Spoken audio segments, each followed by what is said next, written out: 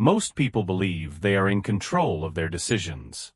They believe their choices are logical, thought out, intentional. They believe they decide what they want, who they trust, what they fear, who they listen to. And that belief feels comforting. But it is not accurate. Because if people were truly in control, they would not repeat patterns they promised to break. They would not feel pulled toward people they know are wrong for them. They would not react emotionally and justify it later with logic. Yet they do. Every day. You have felt this before. You said you would stay calm. But your body reacted first. You said you would think it through. But your emotions decided faster than your thoughts could catch up. You said, "I don't care anymore." But something inside you still tightened. This is not weakness. This is how human behavior actually works. Notice your breathing right now. The pace of it. The subtle tension in your jaw. The weight of your shoulders. You are not just listening. Your nervous system is listening. And that nervous system has been shaping your behavior long before your conscious mind speaks. Self-help often teaches control through force. More discipline. More motivation. More effort. But influence, real influence, does not begin with effort. It begins with awareness. Let that land. Influence is not about overpowering others. It is not about tricks or manipulation. It is not about dominance through volume or aggression.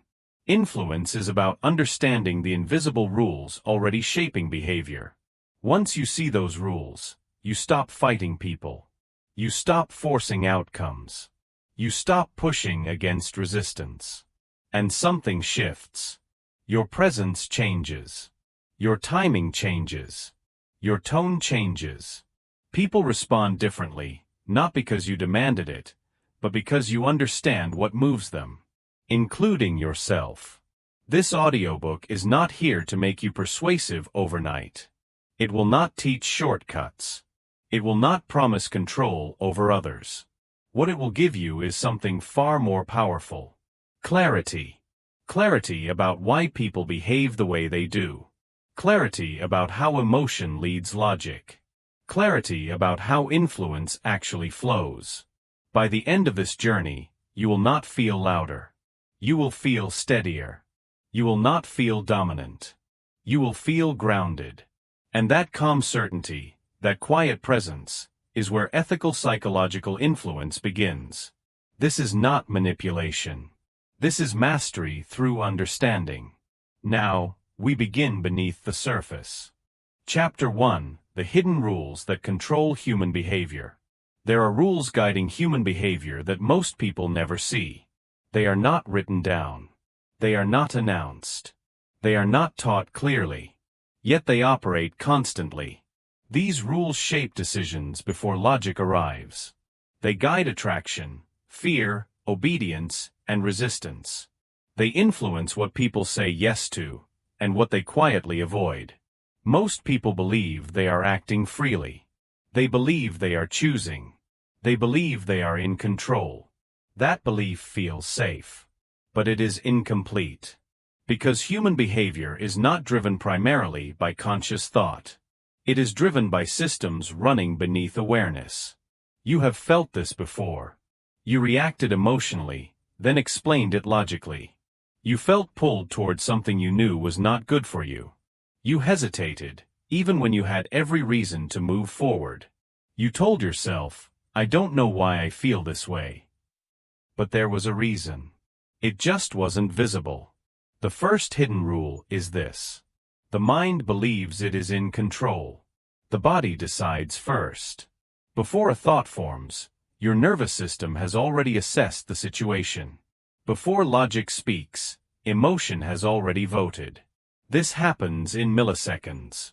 Safety, threat, belonging, rejection.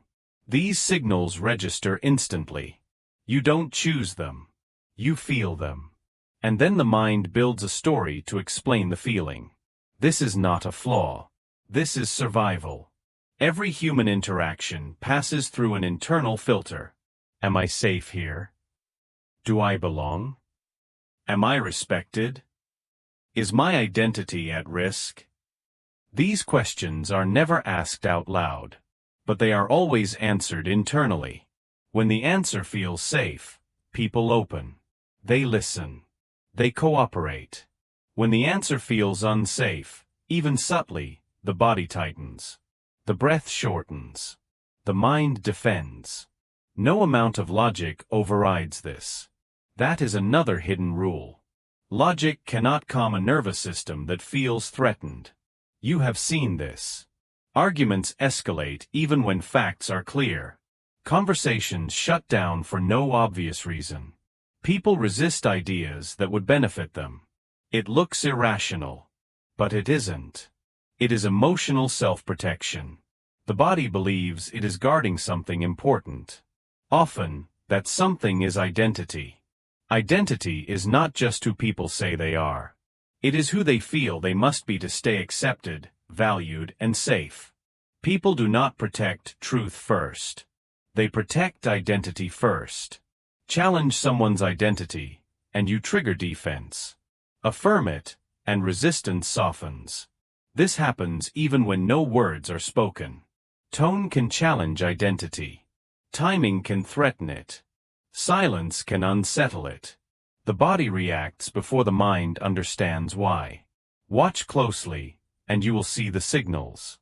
A tightening jaw when someone feels challenged. A forced smile when they feel exposed. Eyes that stop blinking when control is threatened. Stillness that feels heavy instead of calm. These are not choices. They are responses. The hidden rule is this. The body always reveals what the mind tries to manage.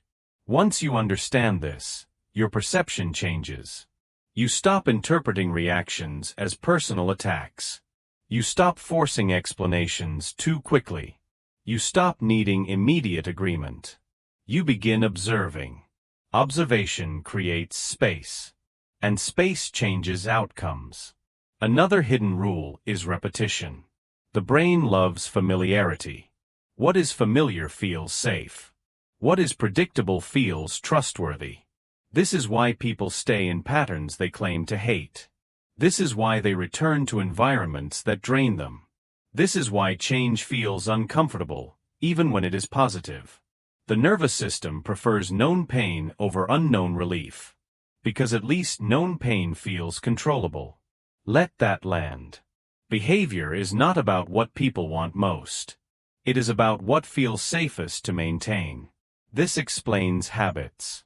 This explains attachment. This explains avoidance. It also explains influence. Influence does not come from force. It comes from understanding safety. When people feel emotionally safe, they become flexible. When they feel threatened, they become rigid. The most influential individuals understand this instinctively. They do not rush. They do not pressure. They do not overpower. They create conditions. And behavior adjusts naturally. This does not mean being passive. It means being aware. Awareness allows timing. Awareness allows restraint. Awareness allows presence. Presence is felt before it is heard. And that presence begins internally. Ask yourself quietly, when do I feel most reactive? What situations tighten my body before my mind speaks? Where do I seek control instead of understanding? Do not answer quickly. Just notice. When you see these patterns in yourself, something important happens. You gain choice. Not forced control. Not suppression. Choice. Because awareness slows reaction. And slowing reaction opens clarity. Clarity is the beginning of mastery. Most people try to influence behavior at the surface level. Words. Arguments. Instructions. But behavior is shaped underneath. By emotion. By safety. By identity. When you understand the hidden rules, you stop fighting behavior. You start working with it. This chapter is not about changing others. It is about seeing clearly. Because once you see what truly drives behavior, yours and theirs, you stop being surprised. You stop being reactive. You become steady. And steadiness is the quiet foundation of psychological influence. Let that settle. In the next chapter, we will go deeper into how the brain itself is divided.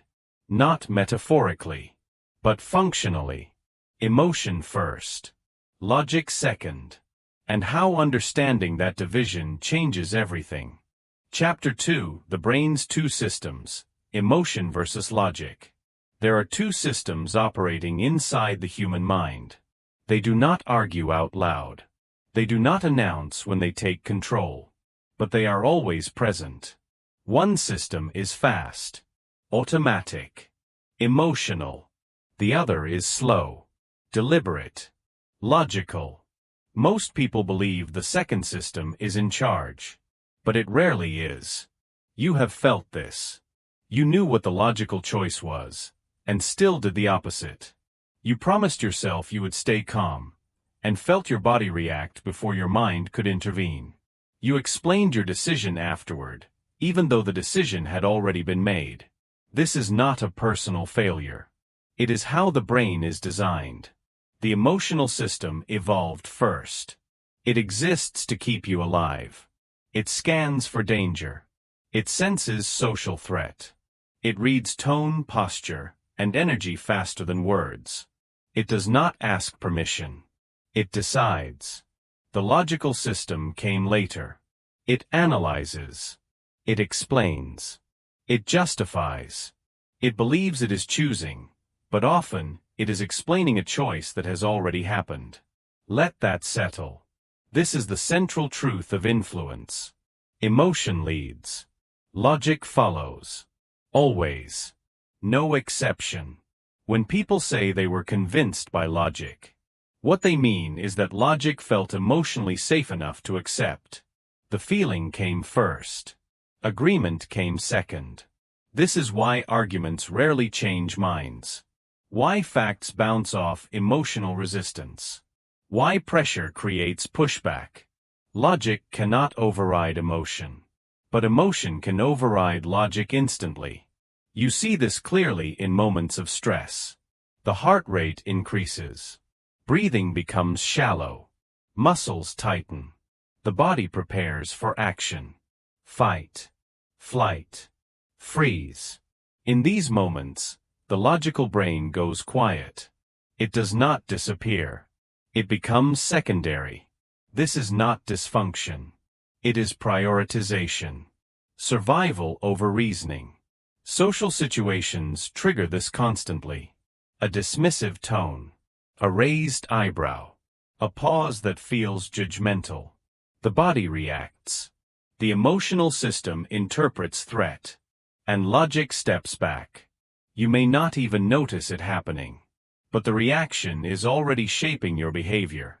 Your words change. Your posture shifts. Your voice tightens. All before you consciously decide. This is why influence never begins with what you say. It begins with how safe the other person feels. Emotion decides whether logic will be heard. If the emotional system feels threatened, logic is blocked. If it feels safe, logic is welcomed.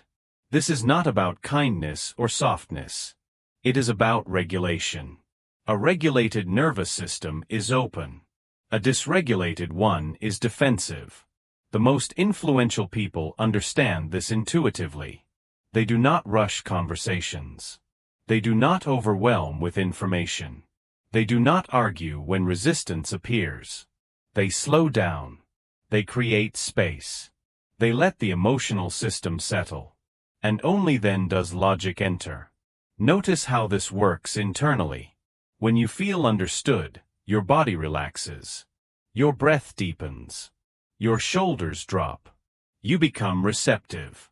That is not coincidence. That is biology. Now observe the opposite. When you feel judged or pressured, your chest tightens. Your thoughts narrow. Your mind looks for defense. Even helpful advice feels intrusive. Even truth feels threatening. This is why timing matters more than intelligence. You can say the right thing at the wrong moment, and it will fail. You can say something simple at the right moment, and it will land deeply. Influence is not about content. It is about state. Emotional state determines receptivity. This applies to you as well. When you are emotionally activated, your logic is compromised. You believe you are thinking clearly, but you are protecting a feeling. This is why regret often follows emotional decisions. The logic was there. It just did not have control. Awareness changes this. Not by suppressing emotion, but by noticing it. When you recognize emotional activation, you regain space. Space allows choice. Choice restores balance. This is emotional leadership. Leading yourself before influencing others. Ask yourself quietly, when do my emotions decide before my thoughts? How does my body signal that logic has stepped back? What situations make my reasoning less accessible? Do not judge the answers. Just observe. The goal is not to eliminate emotion. Emotion is information. It tells you what matters. But it should not silently dominate. Influence begins when emotion and logic work together. Emotion opens the door. Logic walks through.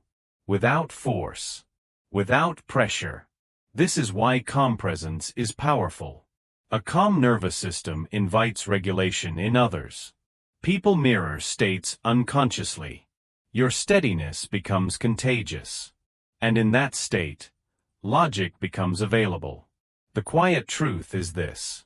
Whoever controls the emotional temperature controls the direction of influence. Not by dominance. By regulation. This chapter is not about suppressing feeling. It is about understanding sequence. Emotion first. Logic second. Once you see this clearly, you stop arguing with human nature. You start working with it. And when you do, your words land differently.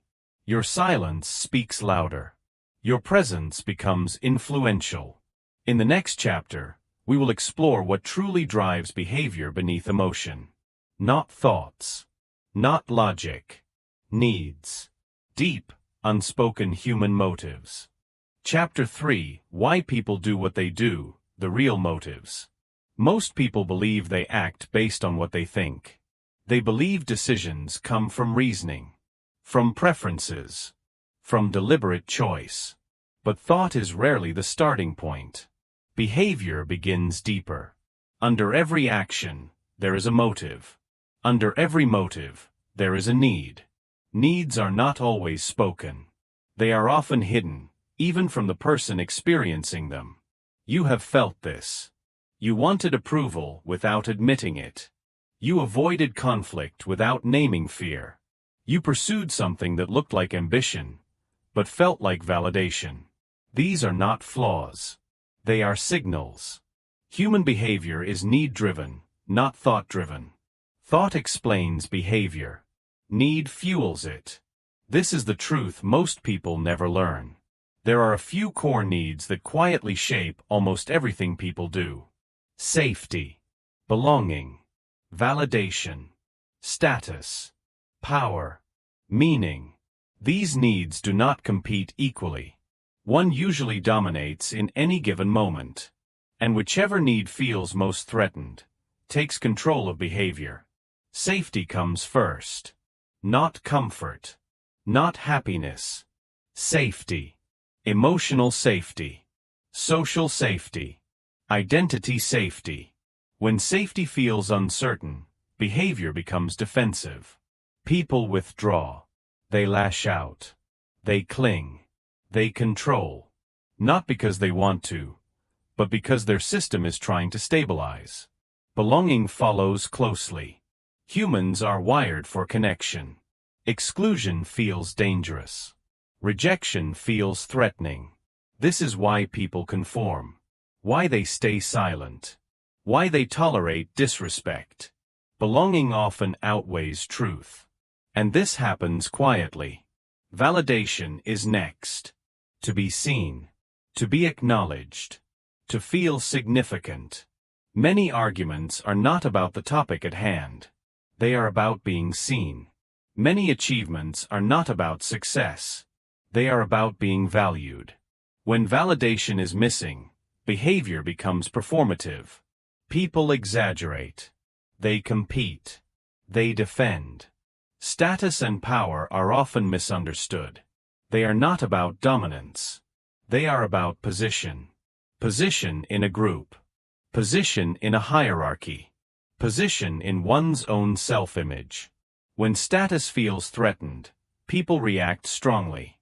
They interrupt. They dismiss. They assert. Even subtle status shifts can trigger strong responses. And then there is meaning. The need to feel that actions matter. That life has direction.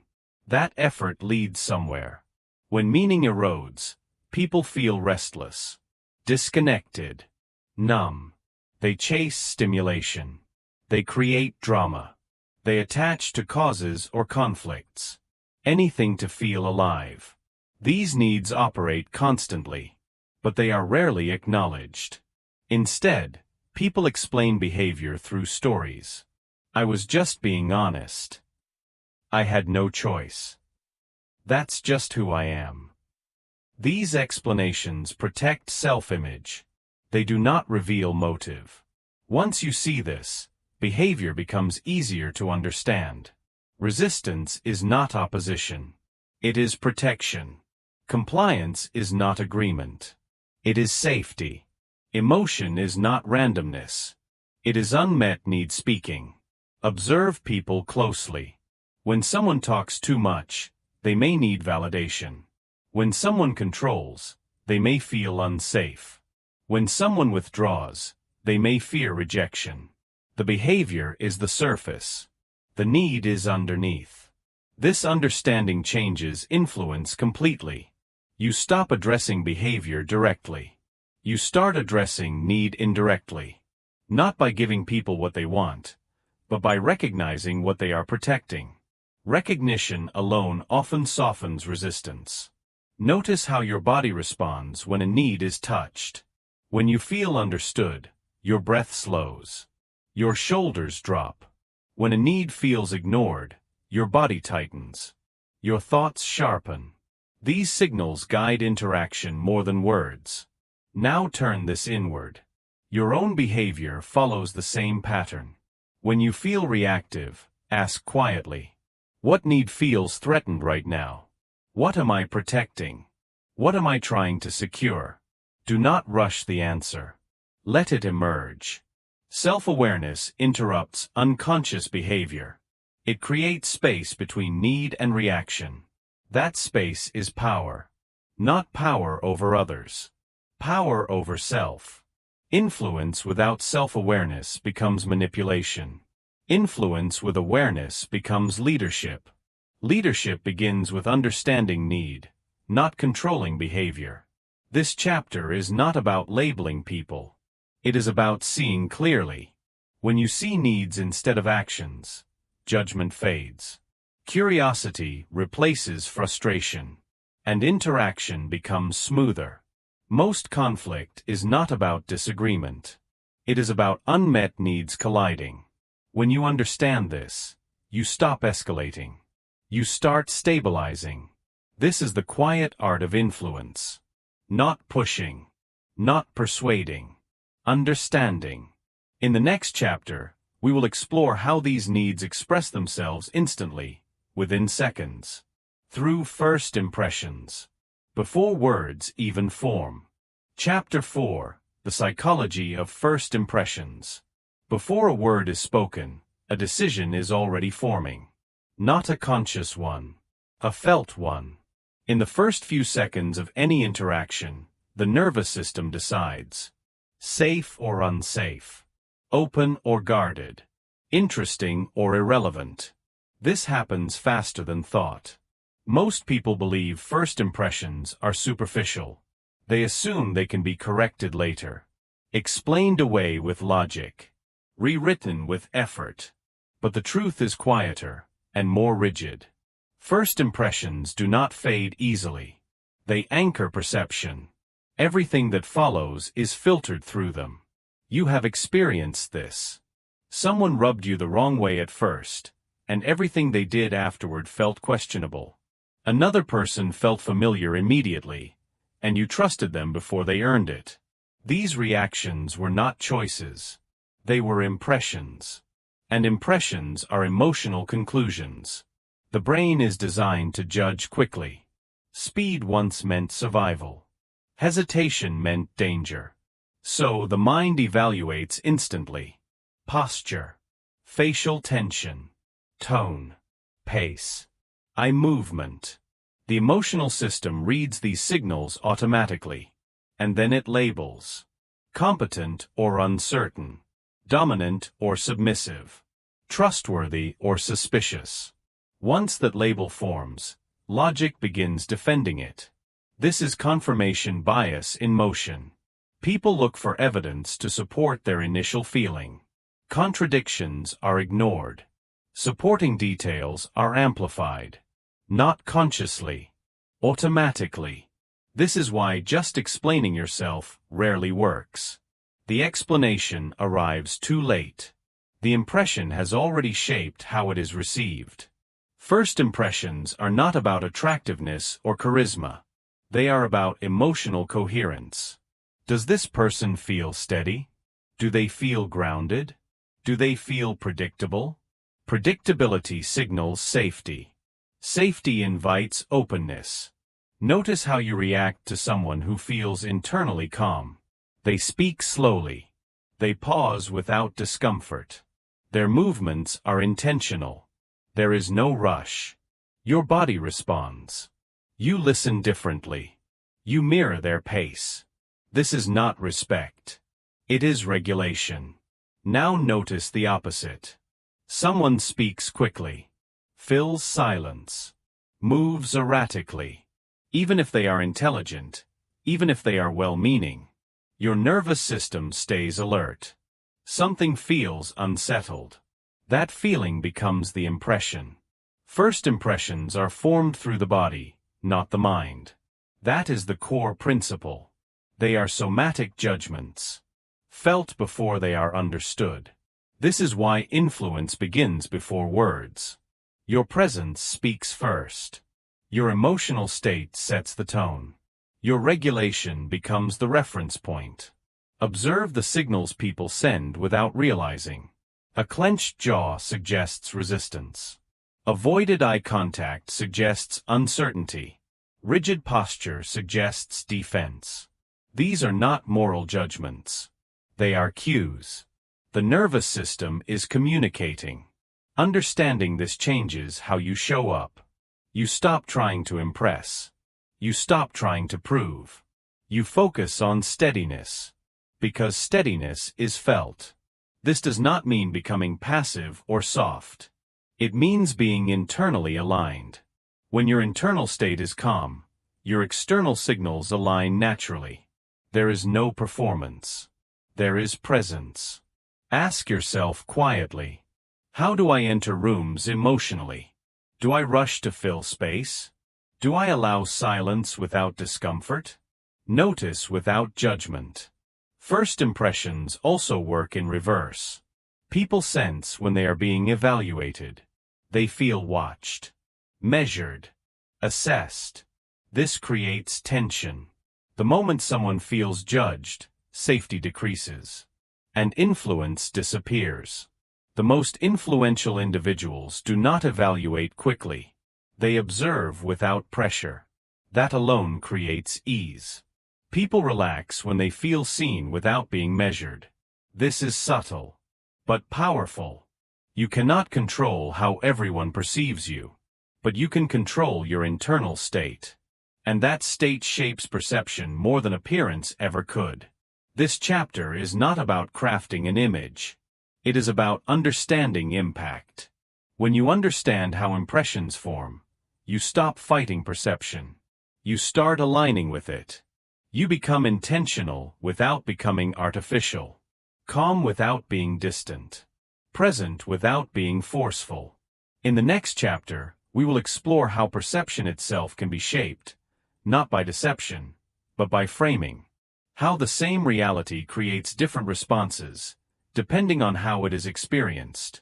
Chapter 5. The Power of Framing and Perception Control. Reality is rarely experienced directly. It is filtered through emotion, through expectation, through context. Two people can witness the same event and walk away with completely different conclusions. Not because one is lying, because perception shapes meaning. This is the quiet power of framing. Framing is not distortion. It is direction. It determines where attention goes and where it does not, what the mind notices first and what it ignores. You have experienced this. A comment felt insulting in one moment and harmless in another. Feedback felt motivating or attacking, depending on how it was delivered. The words may have been identical. The frame was not. The human mind does not evaluate information in isolation. It evaluates in context. Context creates emotion. Emotion creates interpretation. Interpretation becomes belief. This is why timing matters. Information delivered at the wrong moment feels invasive. The same information delivered later feels helpful. The content did not change. The frame did. The brain is constantly asking, "What does this mean for me?" Framing answers that question silently. Is this a threat? An opportunity? A judgment? A suggestion? The emotional system decides before logic engages. Once a frame is accepted, logic works inside it, rarely against it. This is why people defend beliefs they never consciously chose. The frame chose for them. Framing works internally as well. The stories you tell yourself about events shape your emotional response more than the events themselves. Failure can be framed as loss, or as information. Silence can be framed as rejection, or as space. The experience changes based on meaning. This is not positive thinking. It is perceptual awareness. You are not changing reality. You are changing interpretation. Influence through framing does not require force. It requires clarity. Clarity about what matters. Clarity about emotional impact. When people understand meaning, they relax. Uncertainty creates tension. Clarity reduces it. Observe how skilled communicators frame. They do not overwhelm with details. They highlight relevance. They guide attention gently. They let others arrive at conclusions without pressure. This is not manipulation. Manipulation hides intent. Ethical framing reveals meaning. Notice your own reactions. When something feels unclear, your body tightens. When context is missing, your mind fills gaps, often negatively. Framing fills those gaps intentionally. This applies to silence as well. Silence framed as rejection feels heavy. Silence framed as reflection feels calm. The sound is the same. The meaning is not. Ask yourself quietly, how do I frame situations internally? Do I default to threat or possibility? What meanings do I assign automatically? Just notice. Perception control does not mean controlling others. It means understanding how perception works.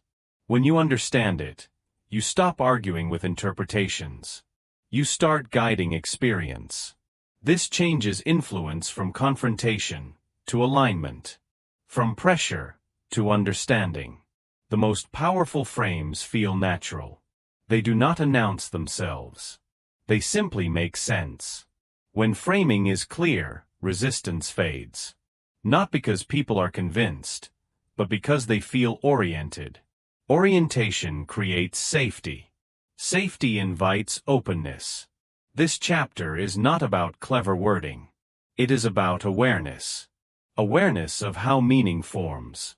Awareness of how perception guides response. Once you see this, you become more intentional with context, with timing, with silence. In the next chapter, we will explore emotional triggers, not as tools to exploit, but as forces to understand. The levers that bypass resistance, and why they work. Chapter 6: Emotional Triggers that Instantly Influence Behavior. Human behavior rarely moves slowly. It shifts suddenly. A sentence lands. A tone changes. A moment tightens. And behavior follows. Not because of logic, but because something inside has been activated. These activations are emotional triggers. They bypass deliberation. They shorten reaction time. They move people before they think. This is not weakness. It is design. Emotional triggers exist to protect the system. They evolved to ensure survival, belonging, and continuity. They do not ask for permission. They respond. Fear is the most obvious trigger. Not dramatic fear. Subtle fear. Fear of loss. Fear of rejection. Fear of being exposed. Fear of being left behind. Fear narrows focus. When fear activates, the mind seeks certainty. People become reactive. They cling to what feels familiar. They resist change, even when change is beneficial. Guilt is quieter. It does not shout. It presses. Guilt activates responsibility and obligation. It pulls behavior toward repair. People act not because they want to, but because they feel they should. This is why guilt is powerful. It works internally. Curiosity is different. It opens instead of tightens. Curiosity creates forward movement without pressure. When curiosity is activated, resistance lowers. People lean in. They listen. They explore. Curiosity feels safe. Scarcity is another trigger. When something feels limited, attention sharpens. The mind assigns value quickly. Scarcity does not create desire. It amplifies it. Desire itself is a trigger. Not just physical desire. Desire for progress. Desire for recognition. Desire for relief. Desire pulls behavior forward. It energizes. Urgency compresses time. It removes perceived choice. When urgency activates, people act quickly, often without full evaluation. This is not because they are careless. It is because the system prioritizes speed over accuracy. These triggers operate automatically. They are not inherently good or bad. They are mechanisms. Understanding them does not mean exploiting them. It means recognizing when they are present. Most people react to triggers unconsciously. They feel a surge and act. Later, they explain. Later, they justify. Later, they regret. Awareness interrupts this loop. When you recognize a trigger activating, you regain space. Space slows reaction. Slowed reaction restores choice. Observe the physical signals. Fear tightens the chest. Guilt sinks the shoulders. Curiosity lifts the eyes. Urgency quickens breath. The body reveals the trigger before the mind names it. This awareness changes interaction. You stop escalating fear. You stop pressuring urgency. You stop triggering guilt unintentionally. Instead, you regulate. Regulation neutralizes unnecessary activation. Influence shifts here. From pushing triggers, to stabilizing them. From activating emotion, to holding space for it. People feel safest with those who do not exploit their triggers. They trust those who do not rush them when urgency rises. They open to those who do not shame them when guilt appears. They respect those who remain steady when fear surfaces. Ask yourself quietly, which triggers move me most quickly? Fear? Guilt? Urgency? How does my body signal activation? Notice without judgment. Triggers do not disappear with awareness, but they lose control. You stop being pulled blindly. You start choosing consciously. This chapter is not about control. It is about recognition. Recognition brings calm. Calm brings clarity. When you understand triggers, you stop reacting to behavior. You start seeing activation. And when you see activation, you can respond with steadiness. That steadiness is influence. Not forceful. Not loud. Grounded. In the next chapter, we will explore how authority and social proof shape behavior quietly, often without conscious consent. Why confidence, numbers, and perceived expertise move people, even when logic hesitates. Chapter 7. The Psychology of Authority and Social Proof. Human beings are social learners. Long before logic develops, the brain learns by watching others. Who is listened to? Who is followed? Who is deferred to? This learning never stops. Authority and social proof are not abstract concepts. They are survival shortcuts. They reduce uncertainty. They answer a quiet question. Who should I trust? Authority is not the same as dominance. It is perceived credibility. It signals competence, stability, and certainty. The brain relaxes when it believes someone knows the way. Social proof works differently. It looks outward instead of upward. If others accept this, if many people believe this, then it must be safe. This is not mindlessness. It is efficiency. The brain cannot evaluate everything from scratch. So, it borrows certainty from the environment.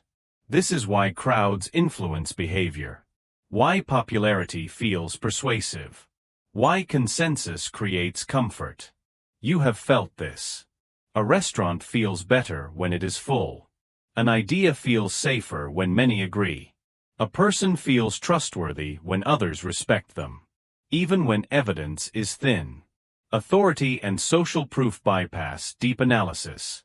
They reduce cognitive load. They signal safety through association. This is why titles matter. Uniforms. Credentials. Numbers. They are symbols. Symbols compress meaning. They tell the brain, this has been evaluated. This does not mean authority is always correct. It means it feels reliable. Feeling precedes evaluation. Observe how people behave around perceived authority. They speak more carefully. They hesitate less. They seek approval. The body responds before the mind agrees. Notice also how quickly authority can disappear. When confidence wavers. When inconsistency appears. When emotional regulation breaks. Authority is fragile. It depends on perceived stability. Social proof is equally subtle. People mirror behavior unconsciously. If others laugh, laughter feels safer. If others hesitate, hesitation spreads. Emotion is contagious.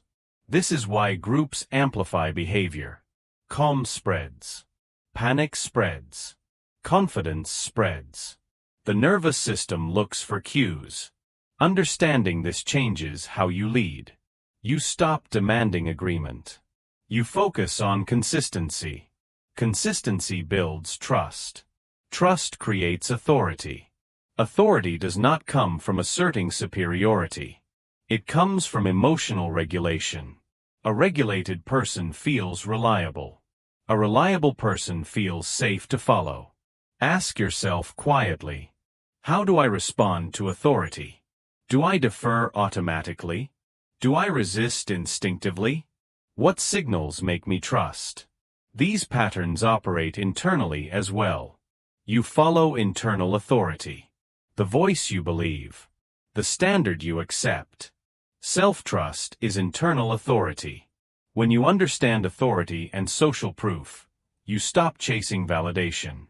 You focus on steadiness. You become consistent. And consistency is persuasive.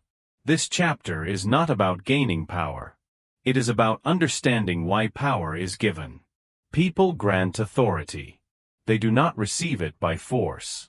When you respect this process, you influence without pressure, without dominance. without manipulation. In the next chapter, we will explore persuasion without force. How influence can feel natural, invisible, and respectful. Chapter 8, The Subtle Art of Persuasion Without Force. Force creates resistance. This is a quiet truth that is often ignored. The moment pressure is felt, the nervous system reacts. The body tightens. The mind defends. Even when the message is reasonable, even when the outcome would be beneficial, force closes doors. Persuasion without force feels different. It does not announce itself. It does not push. It does not rush. It invites. You have felt this. Someone suggested something, and you found yourself agreeing later, without feeling pushed. Another time, someone insisted, and you resisted instinctively, even though the idea made sense. The difference was not the idea. It was the approach. The core truth of gentle persuasion is this. People do not like being moved. They like moving themselves. Influence that respects autonomy creates alignment. Influence that threatens autonomy creates pushback. The nervous system guards freedom fiercely. Any hint of coercion, even subtle, activates defense. This happens beneath awareness. Persuasion without force begins with understanding pace. Rushing creates pressure. Pressure creates resistance. Slowing down creates space. Space allows consideration. Silence plays a role here. Silence gives the nervous system time to settle. Time reduces threat. Threat reduction opens receptivity. Notice how persuasive presence feels. There is no urgency. No tension. No need to convince. Just clarity. Clarity feels safe. Another principle is permission. Not verbal permission. Emotional permission. When people feel allowed to disagree, they often become more open. When disagreement feels punished, agreement becomes superficial. This is why questions persuade better than statements. Questions invite participation. Statements invite evaluation. Evaluation creates distance. Participation creates ownership. Ownership changes behavior. People defend what they help create. They resist what is imposed. Persuasion without force respects identity. It does not threaten self-image. It does not imply deficiency. It aligns with values already present. You do not persuade by changing who people are. You persuade by speaking to who they believe they already are. Observe how this works in yourself. When advice aligns with your self-image, it feels affirming. When it contradicts it, it feels insulting. Even if it is true, the body signals resistance immediately. Crossed arms. Shallow breath. Averted gaze. These are not conscious refusals. They are protective responses. Understanding this changes timing. You stop persuading when resistance appears. You pause. You let the system regulate. Then you continue, or not. Not every moment is for persuasion. Knowing when not to persuade is influence. Ask yourself quietly, when do I push instead of pause? What discomfort makes me rush? What silence do I try to fill? Notice. Persuasion without force also involves trust in outcome. When you are not attached to agreement, pressure dissolves. People sense this. They relax. Relaxation opens curiosity. This does not mean indifference. It means confidence. Confidence does not need validation. It allows choice. This chapter is not teaching technique. It is teaching posture. An internal posture of respect. Respect for autonomy. Respect for timing. Respect for emotional state. When persuasion feels respectful, it is often invisible. People believe they chose freely. And in a sense, they did. This is ethical influence. Guidance without coercion. Clarity without pressure. In the next chapter, we will explore how the body communicates influence constantly, even when words are silent. Posture, tone, timing. Chapter 9. The Role of Body Language and Nonverbal Signals. Long before words are processed, the body has already spoken. Not metaphorically. Biologically. Every interaction begins with signals. Posture, breath, stillness, movement. These signals are read instantly. They are not analyzed. They are felt. Most people believe communication is verbal, but words are only the surface. Beneath them, the body is constantly transmitting information. Confidence or uncertainty. Openness or defense. Presence or distraction. These messages are received even when no one is paying attention. You have experienced this. Someone says the right words, but something feels off. Another person says very little, yet you trust them. The difference is not language. It is alignment. The body cannot lie easily. It reveals emotional state before intention. This is why nonverbal signals are powerful. They bypass logic. They speak directly to the nervous system. Posture is one of the first signals. An open posture suggests availability. A collapsed posture suggests withdrawal. A rigid posture suggests defense. These signals are not judgments. They are cues. The nervous system reads them instantly. Breath is another signal. Shallow breathing communicates tension. Slow breathing communicates regulation. People unconsciously synchronize breath patterns. A calm breather calms the room. Eye contact matters, but not intensity. Too little suggests avoidance. Too much suggests pressure. Balanced eye contact communicates presence. Presence feels safe. Then there is silence. Silence is not empty. It is full of information. Silence can signal confidence or discomfort.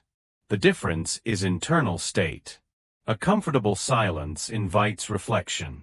An uncomfortable silence creates anxiety. People feel this immediately. Movement also speaks. Quick movements suggest urgency or nervousness. Slow movements suggest control. Control feels reassuring. Tone carries more meaning than content. A calm tone lowers defenses. A sharp tone activates them. Even gentle words delivered with tension feel threatening. The body listens for congruence. Do the words match the signals? When they do, trust forms. When they do not, doubt appears. This is not conscious suspicion. It is instinct. Notice how you respond to regulated people. They do not rush. They do not fidget. They do not fill space unnecessarily. They seem comfortable being seen. This comfort transfers. Now notice how dysregulation feels. Rapid speech. Excessive gestures. Inability to pause. Even without ill intent, these signals create unease. Understanding these shifts influence inward. You stop focusing on what to say. You start focusing on how you are. Presence is not a performance. It is a state. A regulated nervous system communicates stability. Stability invites trust. Ask yourself quietly, what does my body communicate before I speak?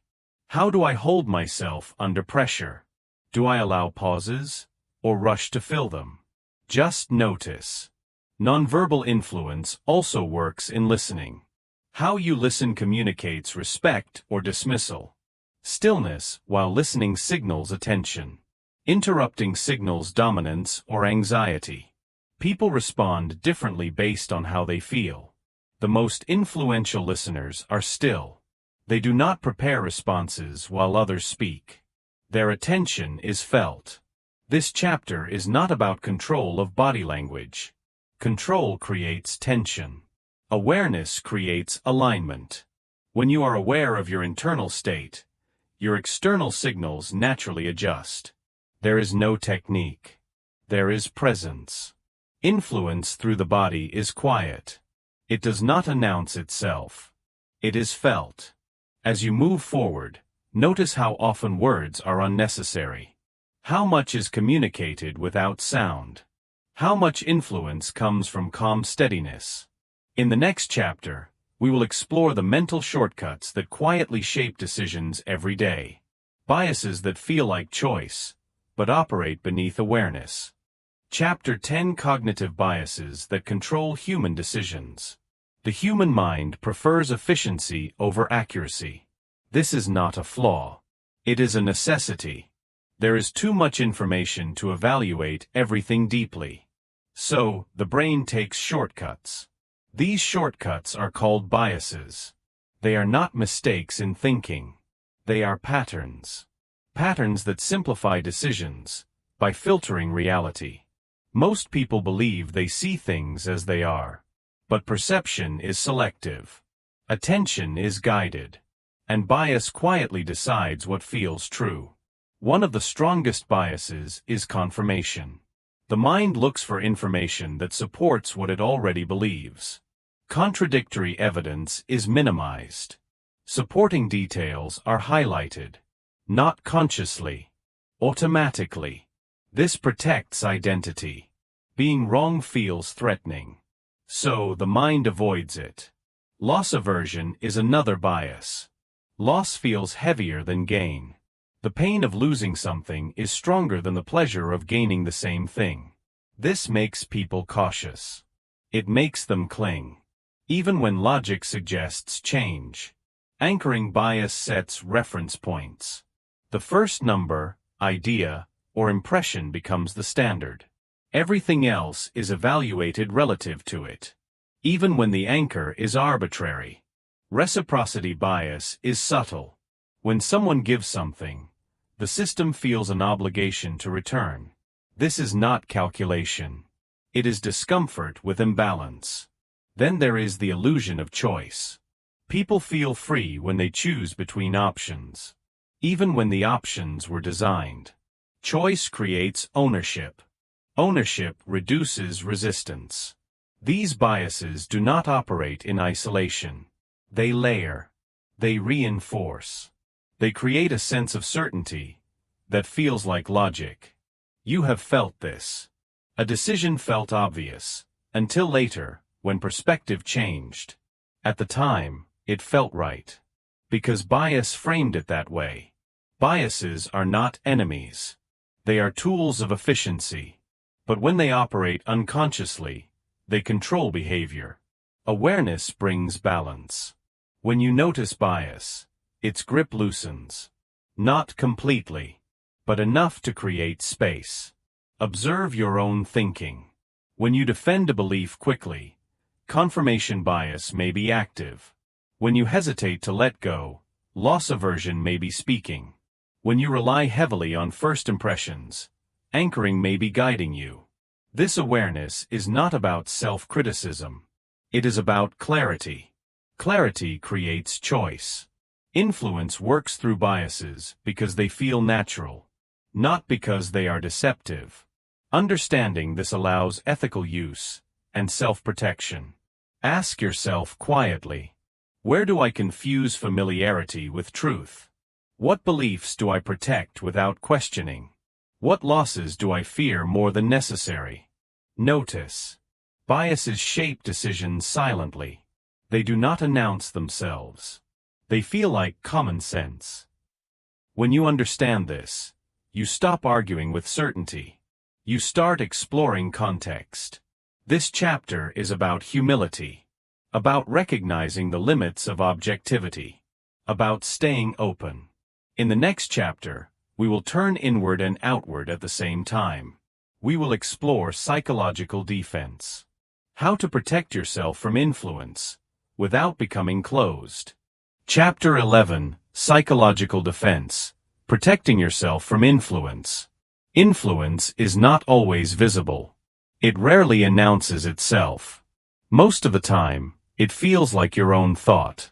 This is why psychological defense is not about building walls. It is about building awareness. True defense does not make you rigid. It makes you clear. The first layer of defense is attention.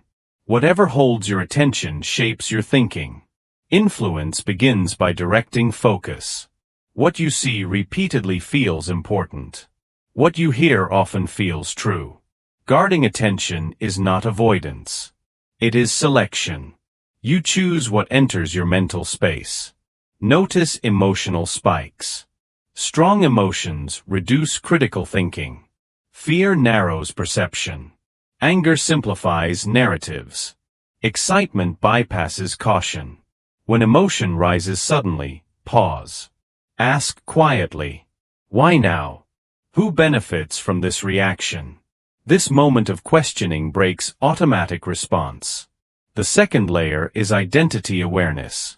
Most influence targets identity, not logic. Beliefs are protected because they feel personal. When something feels like an attack on who you are, defense activates instantly. Recognize when your identity is being engaged. Statements that divide. People like you, real thinkers believe.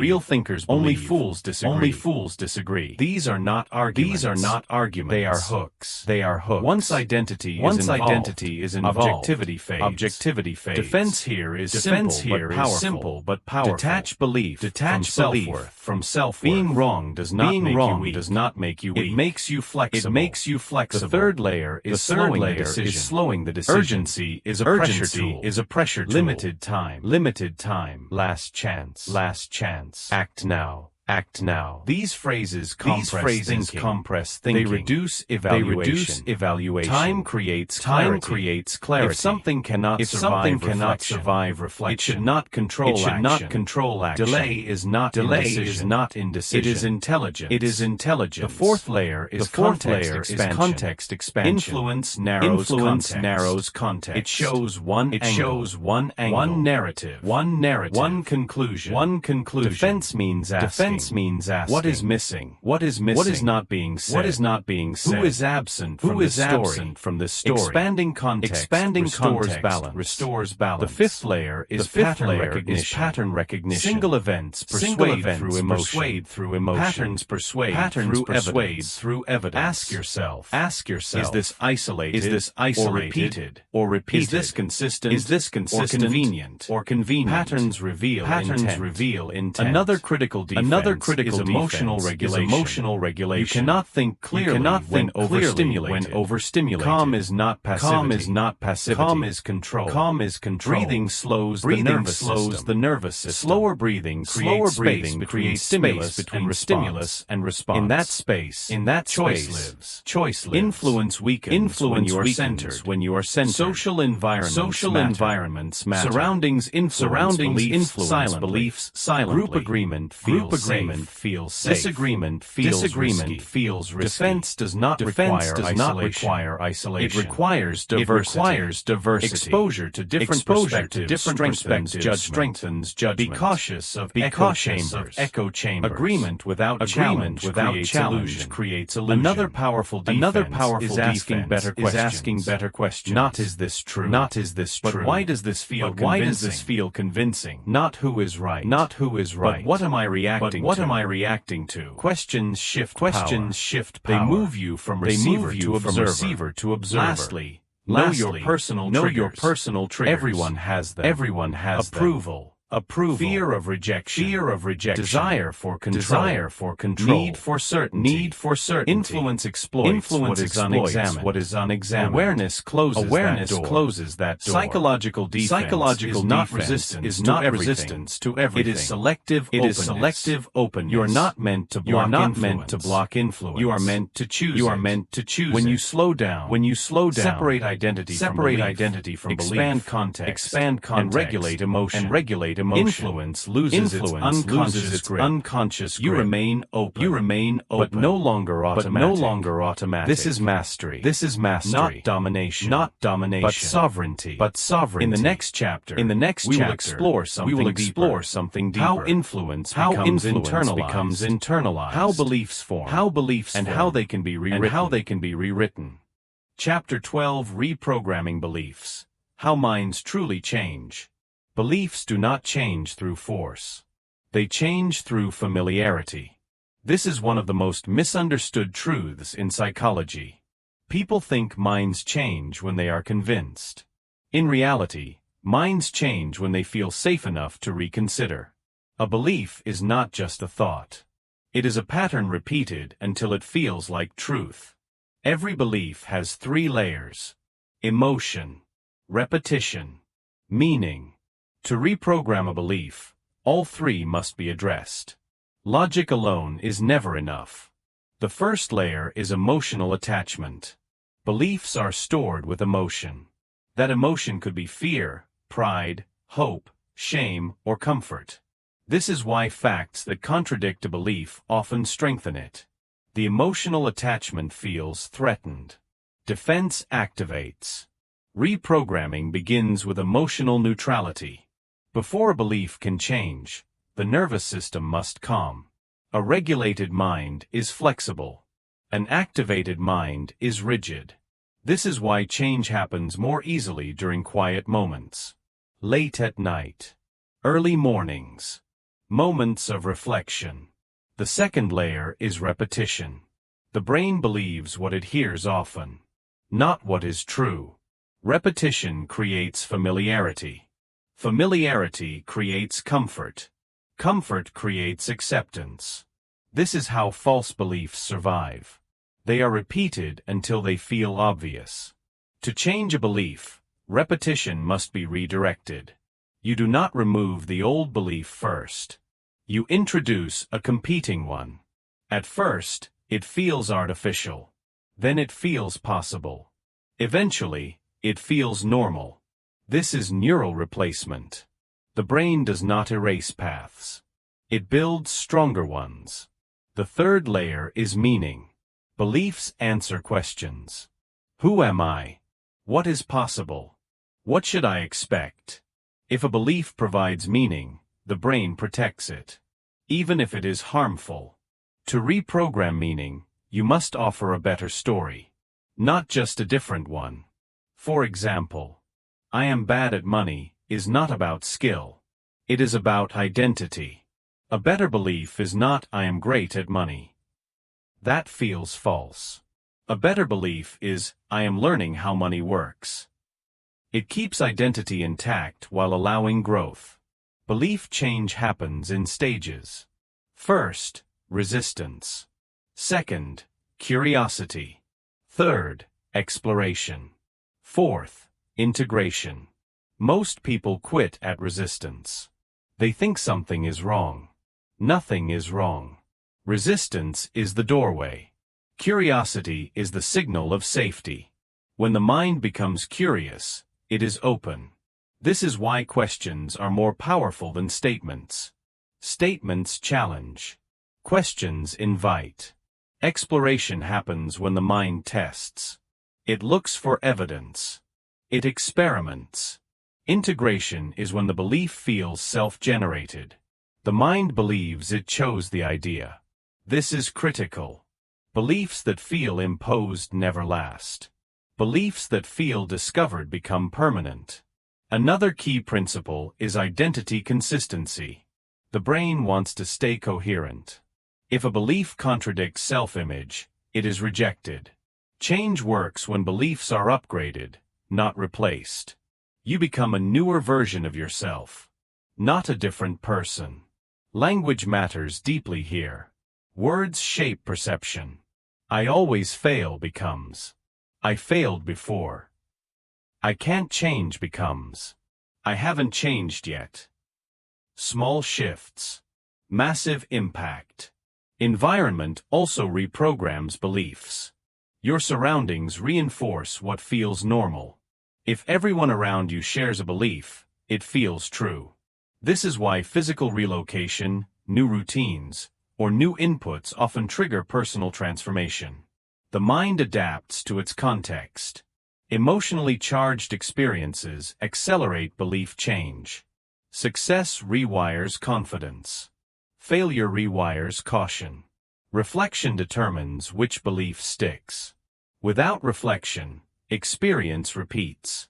With reflection, experience transforms. One of the strongest belief reprogramming tools is visualization. The brain responds to imagined experiences similarly to real ones. When you visualize consistently, you train familiarity. The brain prepares for a future it expects. This is not wishful thinking. It is neural rehearsal. Finally, belief change requires patience. The mind protects stability. It changes gradually to avoid chaos. Progress often feels invisible. Until one day, reaction changes. Choice changes. Identity shifts. That is when you realize the belief has already changed. You did not fight it. You outgrew it. Reprogramming beliefs is not manipulation. It is self-leadership. When you understand how beliefs form, you stop judging yourself. And you stop being controlled by unconscious patterns. In the next chapter, we will explore how influence operates at scale, how groups, movements, and cultures shape thinking, and how to stay conscious within them. Chapter 13: Mass Psychology: How Groups Shape Individual Minds. No one thinks alone. Even the most independent mind is shaped by others. Language, norms, values, fears, and desires are learned socially. Mass psychology is not about crowds. It is about influence multiplied. When individuals become groups, psychology changes. Responsibility diffuses.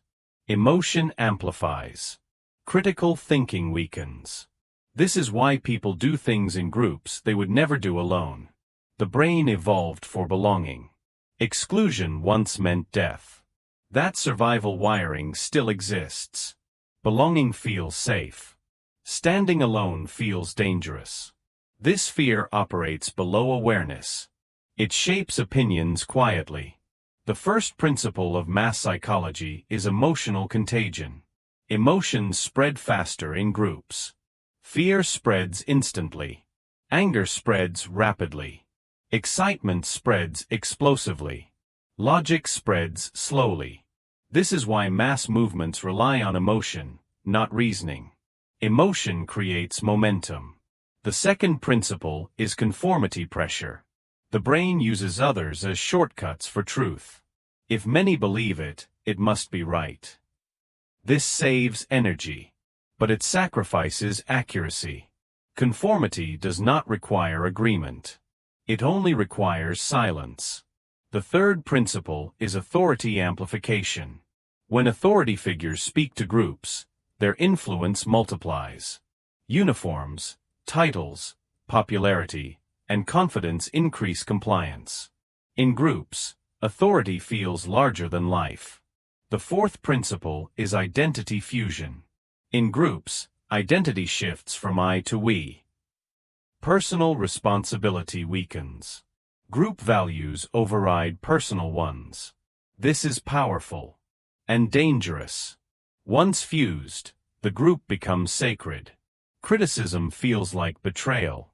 This is how ideology hardens. Narratives hold groups together.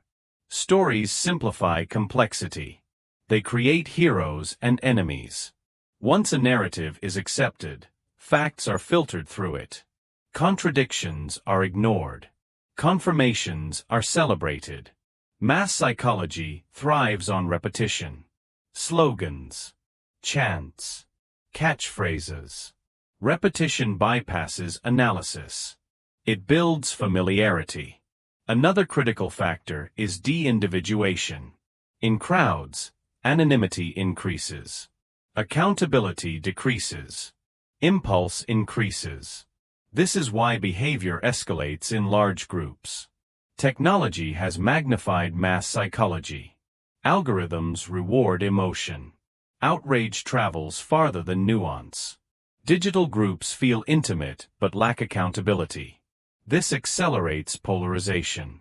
So how do you remain conscious within groups? First, maintain individual awareness.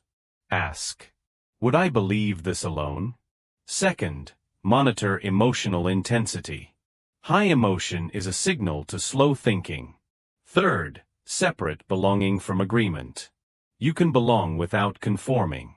Fourth, question narratives. Every story excludes something. Ask what is missing. Fifth, diversify input. One group creates one worldview. Multiple groups create perspective. Understand this clearly. Groups are not evil. They are powerful. Mass psychology can build civilizations. It can also destroy them. The difference is consciousness. When you understand group influence, you stop being swept. You participate intentionally. You remain human within the crowd. In the next chapter, we will explore one of the most subtle forms of influence. How silence, absence, and withholding shape behavior. Chapter 14, The Power of Silence and Strategic Absence. Silence is not emptiness. It is presence without noise. Most people fear silence. They rush to fill it. Words, explanations, justifications. This fear reveals something important. Silence removes control. When you speak, you guide perception. When you stay silent, others reveal themselves. The first truth of silence is this. The one who is comfortable with silence holds psychological ground. You have felt this before. A conversation pauses. No one speaks. Your body tightens. You feel the urge to say something, anything. That urge is not social. It is neurological. The nervous system seeks resolution. Silence feels unfinished. Those who tolerate silence signal stability. Those who rush to break it signal need. Silence slows interaction. Slowness creates depth. The second truth is that silence creates contrast. Words gain power when they are rare. When everything is spoken, nothing stands out. Silence frames meaning. This is why leaders do not rush responses. They pause. They let moments breathe. People lean in. Attention sharpens. The nervous system mirrors calm. Silence regulates emotion. The third truth is strategic absence. Absence is not withdrawal. It is space. When something is always available, it loses value. When something is scarce, it gains significance. This is not manipulation. It is perception. You have noticed this. People respect boundaries more than explanations. Presence without overexposure builds gravity. Strategic absence allows others to process, to reflect, to recalibrate. Constant presence overwhelms. Silence invites. Internally, silence calms the nervous system. Externally, it shifts power. Notice what happens during pauses. People talk more. They reveal motivations. They fill gaps. Silence becomes a mirror. This does not require intimidation. It requires comfort. The fourth truth is timing. Silence before words. Silence after words. Silence instead of words. Before words, silence prepares attention. After words, silence lets meaning settle. Instead of words, silence communicates boundaries. The body reads silence. Breath slows. Eyes search. Posture adjusts. Silence is felt physically. Another layer of silence is emotional restraint. Not reacting immediately. Not defending impulsively. Reaction gives away center. Stillness keeps it. This does not mean suppression. It means choice. You choose when to speak, and when not to. Silence also protects energy. Words consume. Presence conserves. Not every thought needs expression. Not every challenge needs response. This is maturity. Strategic absence works internally too. Stepping back from noise. From constant stimulation. Clarity emerges in quiet. Most insight arrives after silence. Not during noise. People who cannot sit with silence often fear themselves. Those who can, lead themselves. Influence through silence feels natural. It is not forceful. It is grounding. Ask yourself quietly, where do I speak too quickly? Where do I explain unnecessarily? Where could silence strengthen my presence? No answer is needed. Awareness is enough. Silence does not make you invisible. It makes you felt. Absence does not make you forgotten. It creates weight. Those who master silence do not disappear. They become undeniable. In the next chapter, we will bring everything inward, where real influence begins, within the self. Chapter 15, Mastering Yourself Before Mastering Others. All influence begins inward. Before words shape others, emotions shape you. Before presence affects a room, it stabilizes the self. This is the truth most people avoid. Power without self-mastery collapses. You have seen this. People who speak well but react poorly. People with authority but no control. People who influence briefly, then lose respect. Because influence borrowed from technique fades. Influence rooted in self-mastery endures. The first principle of self-mastery is emotional ownership. You are not responsible for others' emotions. But you are responsible for your own reactions. Reaction is automatic. Response is chosen. Most people live in reaction. They speak from irritation. They decide from fear. They act from insecurity. This creates inconsistency. And inconsistency erodes trust. Self-mastery begins with noticing. Notice the moment emotion rises. The tightening chest. The shallow breath. The urge to defend. That moment is the doorway. If you pause there, you regain choice. The second principle is internal clarity. People who influence others clearly are clear within. Confusion leaks. Uncertainty transmits. You don't need certainty about everything. You need clarity about yourself. What matters to you? What you will tolerate?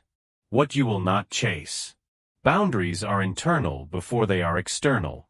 When boundaries are unclear inside, they are negotiated outside. The third principle is nervous system regulation. Calm is not personality. It is physiology. A regulated nervous system creates presence. An unregulated one creates urgency. Urgency repels. Presence attracts. Breathing deeply. Moving slowly. Pausing intentionally. These are not habits. They are signals. Your body teaches others how to feel around you. The fourth principle is integrity between thought, word, and action. People trust consistency. They sense alignment. When what you think, say, and do match, your presence stabilizes others. This is influence without effort. Self-mastery also requires restraint. Not every truth needs expression. Not every challenge needs engagement. Discernment is higher than expression. You conserve power by choosing where to place attention. Attention is energy. Where you place it grows. Mastery is knowing when not to engage. Another layer is self-honesty. Influence collapses when self-deception exists. If you avoid your own fear, it will control your behavior.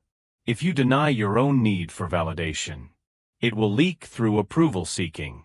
Self-mastery requires seeing yourself clearly, without judgment, without performance, just awareness. You do not eliminate emotion. You integrate it. Emotion becomes information, not command. This creates emotional leadership. People feel safe around regulated individuals. They trust them instinctively, not because of words, but because of steadiness. Self-mastery also means patience. You do not rush outcomes. You do not force alignment. You allow space. You allow others to arrive. This patience communicates confidence. Ask yourself quietly, where do I react instead of responding? Where do I seek control instead of clarity? Where does my inner state leak outward? No fixing. Just noticing. This noticing is the work. When you master yourself, influence becomes effortless. Not because you try harder, but because resistance dissolves. People follow those who are centered. They trust those who are consistent. They listen to those who are calm. This is the highest form of influence. Not persuasion. Not dominance. But presence. You do not master others. You become someone others naturally respond to. This is where psychology becomes leadership. And this is where the journey completes. You are no longer trying to influence. You are embodying clarity. Let that settle. This is mastery. Not loud. Not forceful. But unmistakable.